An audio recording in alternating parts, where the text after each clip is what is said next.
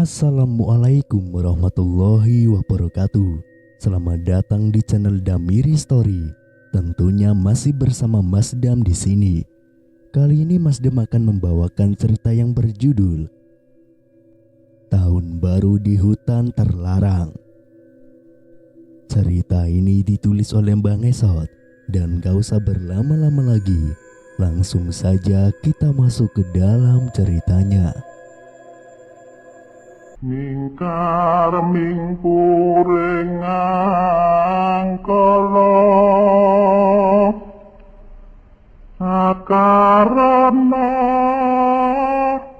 karena marti siwi.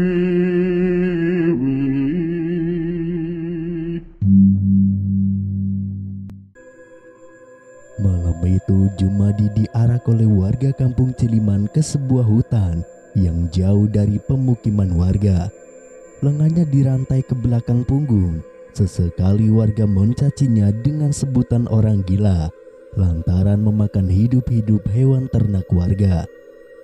Akhir-akhir ini warga memang sempat dibingungkan oleh kematian hewan ternaknya seperti kerbau yang mati dengan bekas luka gigitan di kelaminnya, ayam yang terbuai ususnya, bebek yang hanya menyisakan kulit dan bulu, kambing dengan sisa gigitan di lehernya, dan juga lain sebagainya. Awalnya warga menduga kalau hal itu adalah ulah kucing hutan yang sering masuk ke perkampungan. Ternyata itu semua adalah ulah Jumadi. Seorang warga kebetulan memergokinya sedang mencabik-cabik perut kambing dengan giginya seperti seekor macan. Semenjak ditinggal istrinya karena masalah ekonomi, Jumadi memang menjadi pribadi yang sangat tertutup. Bengkel motor miliknya sudah tidak diurus lagi. Ia jarang bergaul dengan warga dan lebih sering berdiam diri di rumah. Warga menyangka kalau Jumadi sedang depresi. Pernah beberapa kali seorang ustadz mendatangi rumah Jumadi untuk memberikan nasihat kerohanian. Ternyata nasihat-nasihat ustadz tidak mempan. Jumadi tetap menjadi orang yang pendiam hingga menjadi gila. Telapak kaki kiri Jumadi berdarah menginjak duri. Beberapa kali ia mendapat dorongan kasar dari salah seorang warga di belakangnya. Mereka berduyun-duyun mengarak Jumadi ke hutan. Cahaya senter yang mereka bawa berayun-ayun dari kejauhan. Dasar gila, mati saja kau di hutan. Tidak usah balik lagi ke kampung. Ya, betul, sampah masyarakat. Umpatan demi umpatan dilemparkan pada Jumadi. Tubuhnya yang kurus krempeng tersungkur ke tanah. Kakinya tidak sanggup lagi berjalan, terasa sangat perih. Seorang lelaki berbadan kekar menarik ujung baju Jumadi yang lusuh dan bau. Ia memaksa Jumadi untuk berdiri dan terus berjalan. Seorang lelaki lainnya malah memukul kepala Jumadi dengan kepalang tangan. Ada juga yang menendang bokongnya hingga kembali tersungkur. Jumadi semakin dibawa masuk ke dalam hutan yang gelap dengan pohon-pohon besar di sekelilingnya. Hutan yang jarang sekali dikunjungi warga karena terkenal dengan keangkerannya. Kemudian mereka tiba di sebuah rumah tua yang besar di tengah hutan. Rumah yang sudah lama tidak berpenghuni. Rumah itu dibangun oleh sebuah lembaga konservasi hutan. Pernah ditempati beberapa tahun saja oleh para peneliti dari kota. Namun kemudian ditinggalkan begitu saja. Dindingnya terlihat sudah sangat tua dan juga rapuh. Ada 3 tiang penyaga di bagian depannya. Terlihat 2 jendela di bagian depan rumahnya dan 2 buah kursi kayu yang sudah dijalari tanaman liar. Ruangannya gelap dan tidak ada lilin apalagi listrik. Hanya ada sisa-sisa kabel dan tiang listrik tua di belakang rumah. Dulu dibangun untuk menunjang kegiatan para peneliti di hutan. Jumadi didorong paksa untuk masuk ke dalam rumah yang gelap gulita. Wajahnya ketakutan. Ia meminta ampun pada warga namun tidak ada seorang pun yang mau mendengarkannya. Dari belakang kerumunan warga, seorang lelaki kurus yang mengenakan baju oblong berwarna hitam mendekat sambil membawa rantai berukuran 2 meter. Ia menyeret Jumadi ke dalam sebuah kamar, diikuti kerumunan warga lainnya. Ia lingkarkan rantai ke teralis jendela dan menggemboknya. Kemudian ujung rantai satunya diikatkan pada pergelangan tangan Jumadi. "Apa kita tidak terlalu sadis ini, bapak-bapak?" tanya salah seorang warga yang iba melihat Jumadi. "Tidak, ini cara yang baik agar dia tidak berkeliaran lagi di kampung dan memakan hewan ternak kita, Pak," timpal salah satu dari mereka. "Kalian jangan khawatir, Jumadi akan tetap kita kasih makan. Setiap hari kita antarkan makanan ke rumah ini," ujar lelaki yang sedang mengikat lengan Jumadi. "Mampus kau, Jumadi!" umpat warga lainnya. Setelah selesai diikat, Jumadi ditinggalkan begitu saja oleh warga. Cahaya senter perlahan menjauh dan meredup. Pintu kamar ditutup rapat. Jumadi duduk sendiri di dalam gelap. Ia mendengar suara pintu rumah ditutup rapat. Jumadi menangis sambil berteriak meminta tolong. Ia sangat ketakutan. Ia menarik-narik lengannya yang dirantai sampai pergelangan tangannya lecet. Namun semuanya sia-sia. Jumadi sudah dianggap gila oleh warga dan harus diasingkan. Keesokan harinya, Sardi, seorang pengembala kambing, diperintahkan oleh warga Ciliman untuk mengantarkan makanan kepada Jumadi. Ia membuka pintu rumah yang seketika bersuara keras karena engselnya sudah tua. Dengan hati-hati ia melangkah menuju kamar tempat Jumadi diikat. Ia menjinjing rantan yang berisi nasi dan tahu yang hanya direbus. Kedua matanya menyisiri ruangan rumah yang kotor dan dipenuhi tanaman liar. Setelah membuka pintu kamar, ia melihat Jumadi sedang duduk sambil menundukkan kepala. Rambutnya yang sebahu menutupi wajah. Ada bercak darah kering di kedua telapak kakinya. Jendela di atas kepalanya terbuka memancarkan cahaya matahari.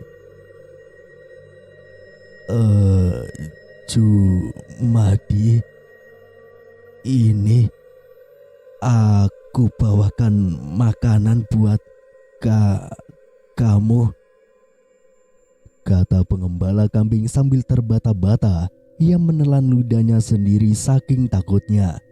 Jumadi tidak menjawab. Ia terlihat seperti sedang tidur dalam keadaan membungkuk. Perlahan Sardi mendekat. Ia jongkok di depan Jumadi. Ia kemudian membuka rantan nasi dengan terburu-buru. Sesekali matanya melirik ke arah Jumadi. Nasi dan tahu rebus ia taburkan di atas plastik hitam. Kemudian bergegas bangkit untuk pulang. "Daging mentah." Langkah Sardi terhenti saat mendengar suara Jumadi. Ia menoleh ragu-ragu. Enggak ada daging mentah," jawab Sardi ketakutan sambil melanjutkan langkahnya. Sardi buru-buru keluar dari kamar. Ia bergidik ngeri melihat keadaan Jumadi.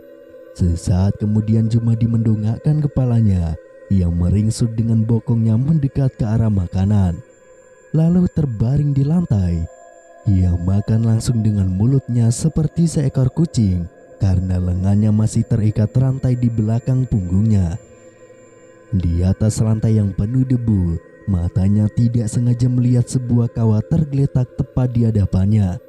Ia menyingkirkan plastik nasi itu dengan kepalanya, lalu berusaha meraih sebuah kawat dengan menggunakan kaki. Kedua kakinya menggapai-gapai. Setelah berusaha, akhirnya ia bisa meraihnya. Kawatnya ia jepit menggunakan jari kaki. Berjongkok sambil menyodorkan kawat ke belakang punggung, jemari tangannya berhasil meraih kawat. Ia berusaha mengorek lubang gembok dengan kawat itu. 1 jam berlalu, dia berhasil membuka gemboknya. Kemudian ia mencoba membuka gembok satunya lagi yang mengikat pergelangan tangannya. Kawat yang ia gunakan sempat patah tapi masih bisa digunakan. Beberapa saat kemudian, gembok itu berhasil dibuka juga. Jumadi tersenyum mengerikan menampakkan giginya yang penuh dengan noda hitam. Keesokan paginya lagi, Sardi mengantarkan makanan. Ia mengikat 2 ekor kambingnya di halaman rumah. Betapa terkejutnya saat ia tidak menemukan Jumadi di kamar. Sesaat sebelum ia hendak berlari, sebuah rantai mencekik lehernya dari belakang. Jumadi lalu menusuk Sardi dengan sebuah sebilah bambu runcing. Bambu itu tepat mengenai perutnya. Ia lalu menggigit leher Sardi dengan sangat buas, seperti seekor singa yang sudah berbulan-bulan tidak makan. Sardi kejang-kejang. Tak berselang lama ia tidak bergerak. Ia mati. Jumadi kemudian menyeret tubuh Sardi ke halaman rumah. 3 tahun kemudian, Safira mengayuh sepeda gunungnya. Ia berusaha mengejar Daus yang sudah melaju lebih jauh darinya. Berkali-kali ban depan sepeda Safira menghantam akar pohon sebesar lengan orang dewasa. Itu membuat sepeda yang ia kendarai terpental-pental. Untungnya ia masih bisa mengendalikannya.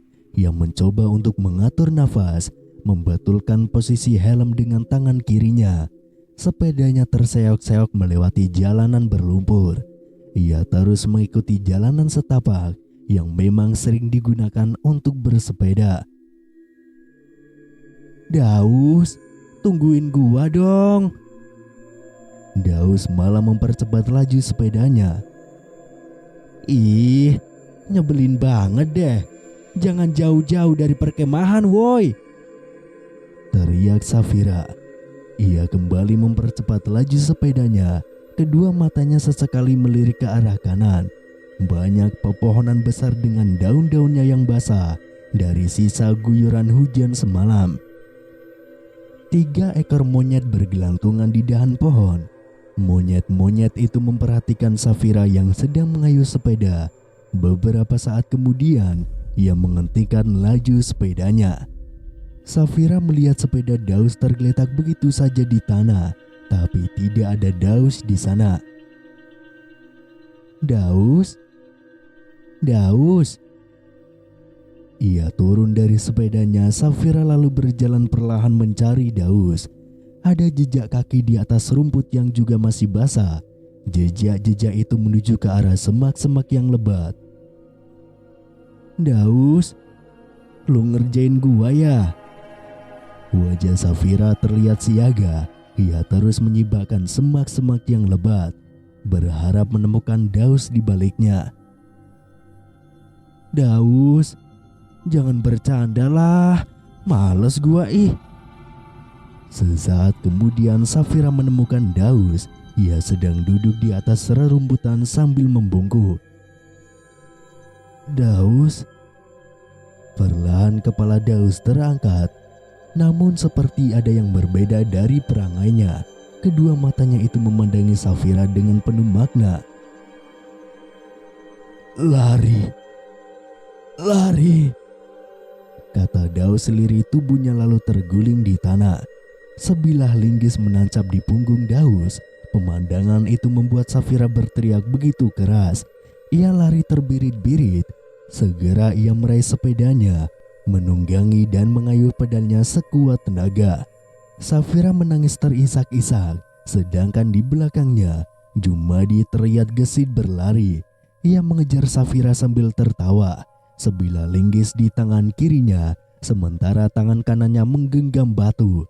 Batu itu ia lemparkan sekuat tenaga, dan batu itu tepat mengenai punggung Safira. Seketika wanita itu terguling ke tanah. Sepeda yang ia tunggangi masuk ke semak-semak. "Tolong, tolong!" teriak Safira. Ia mencoba untuk bangkit. Jumadi berlari mendekatinya. Ia masih tetap tertawa. Ia kemudian menghantamkan leher Safira dengan badan linggis. Satu sabetan, tapi itu berhasil membuat Safira tidak sadarkan diri. Jumadi lalu menyeretnya. Lelaki gila itu semakin buas. Air liur terlihat keluar dan menetes dari sudut mulutnya. Rambutnya panjang sebahu, tapi sudah botak di bagian tengah. Ia mengenakan singlet hitam yang dirangkap ke meja tanpa dikancingkan. Celana panjang hitamnya penuh dengan lumpur. Jemadi tidak menggunakan alas kaki. Telapak kakinya tebal karena sudah biasa tanpa alas kaki kemana-mana.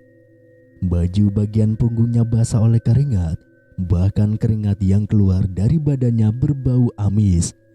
Ia terus melangkahkan kakinya sembari menyeret tubuh Safira. Ia juga sambil bernyanyi.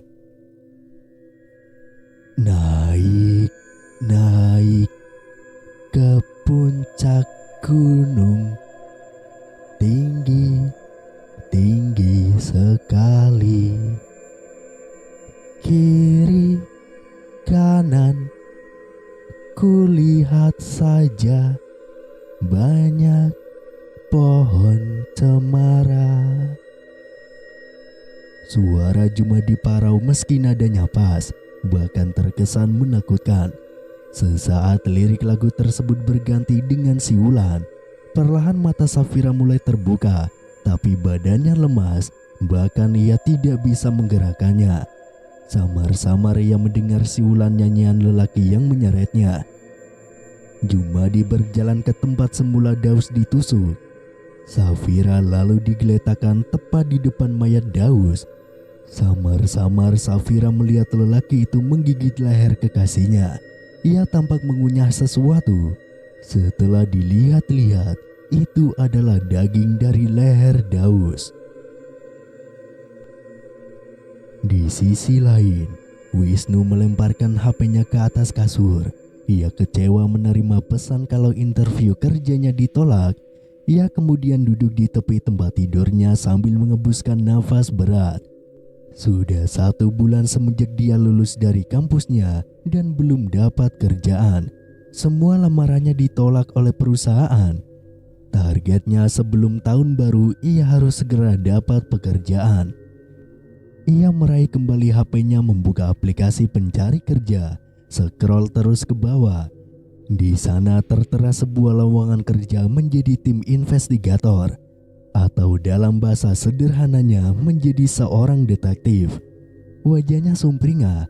Menjadi seorang detektif adalah cita-citanya sejak kecil. Ia yakin bisa menjalankan profesi itu dengan baik karena dia sering menonton kartun detektif Conan. Selain itu, dia juga suka menonton film-film detektif seperti Shutter Island, Searching, Memento, dan Sherlock Holmes. Waktu SMA pun ia pernah memecahkan sebuah kasus hilangnya spidol guru. Jadi dia yakin bisa diterima untuk menjadi detektif. Segera dia keluarkan laptop dari dalam lemarinya, menyiapkan CV dan surat lamaran, lalu mengirimnya ke email tersebut. Wisnu tersenyum-senyum sambil berdoa dalam hati, semoga ia bisa diterima. Bukan kenapa-napa, ia malu pada kedua orang tuanya kalau terus-terusan menganggur, walau sebenarnya mereka tidak menuntut agar Wisnu cepat dapat pekerjaan. Wisnu, makan malamnya sudah siap nih. Sini turun. Terdengar suara ibunya memanggil. Iya, Mah. Di ruangan makan, Wisnu lumayan terkejut melihat seorang wanita yang asing baginya duduk di meja makan bersebelahan dengan ayahnya Wisnu. Oh, kenalin, ini anak temannya Mama, namanya Ika. Iya, aku Wisnu. Ia menjabat tangan Ika sambil tersenyum. Mama bawa Ika ke sini biar kalian saling mengenal. Siapa tahu cocok. Kamu kan udah lama gak punya pasangan. Ibunya Wisnu menyodorkan nasi pada Ika dan menyodorkan sepotong rendang sapi untuknya. Wisnu terlihat grogi. Sudah 4 kali mamanya membawa perempuan ke rumah, tapi tidak ada satupun yang menarik di mata Wisnu. Dan sekarang wanita ini, ia terlihat sederhana. Penampilannya tidak neko-neko, rambutnya sebahu, mengenakan baju kotak-kotak biru lengan panjang. Sesekali wanita itu tersenyum pada Wisnu. Oh iya mah, Pak, Wisnu barusan ngelamar kerja lagi. Oh ya? Timpal ayahnya yang sedang menggigit daging sapi. Jadi apa nak? Detektif mah. Seketika gelak tawa meledak di meja makan sampai bapaknya tersedak makanan. Untung saja ia langsung meminum air. Wah, keren tuh, ujar Rika dengan wajah sumringah. Aku juga suka nonton film-film detektif dan ngebayangin kalau bisa jadi detektif suatu saat. Emang ada lowongan kerja kayak gitu? Tanya bapaknya. Ia mengelap sisa makanan dengan tisu di sekitar bibinya. Adalah Pak, aku nemu di internet. Ya udah, semoga kamu diterima ya nak. Ibunya menyodorkan segelas air putih pada Wisnu. Amin Bu. Oh iya Ika, kamu suka detektif juga ya? Mereka menikmati makan malam. Suara sendok beradu dengan piring memenuhi ruangan makan. Wisnu merasa nyambung ngobrol dengan wanita yang baru ia kenal. Bersambung.